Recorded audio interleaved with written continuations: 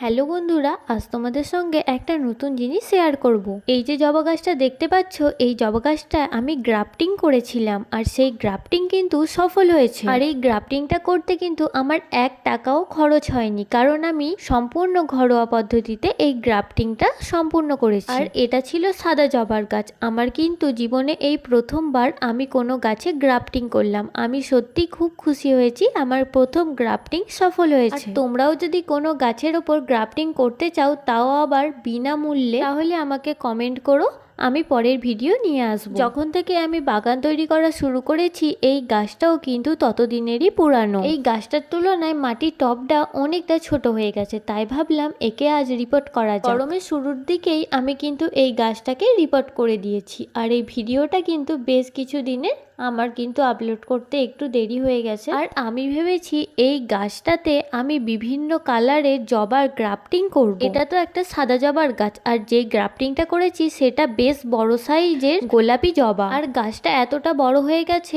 এই ছোট টবে, তাই টবটাও কিন্তু ফেটে গিয়েছিল। আর তাই গাছটাকে খুব সাবধানে আমি টব থেকে বার করে নিয়েছি। আর ভালো করে লক্ষ্য করো, গাছের গোড়াতে রুটসে ভরে গেছে। আচ্ছা, তোমরা কিভাবে বুঝবে বলো তো যে এইরকম রুটসে ভরে গেছে গাছের গোড়া? যখন দেখছো মাটিতে জল দিচ্ছ কিন্তু জলটা গাছ শোষণ করতে পারছে না, উপচে জল পড়ে যাচ্ছে, তখনই বুঝে নিও যে গাছের গোড়ায় শেকড়ে ভর্তি হয়ে গেছে। আজ গাছটা বসাবো এই বড় প্লাস্টিকের বালতিটাতে। নিচের ছিদ্রগুলোকে আমি প্রথমে খোলামকুচি দিয়ে কভার করে নিয়েছি, তারপর দিয়েছি শুকনো পাতা, আর ওর উপর দিয়ে দিয়েছি কিছুটা সবজির খোসা, মানে কিচেন কম্পোস্ট। আর তারপর কিন্তু আমি মাটিটা দিয়ে দিচ্ছি এখানে। আর এক্সট্রা করে আমি কোনো সার ইউজ করিনি। আজকের মতো এটুকুই, পরে অন্য কোনো ভিডিও দেখা হচ্ছে।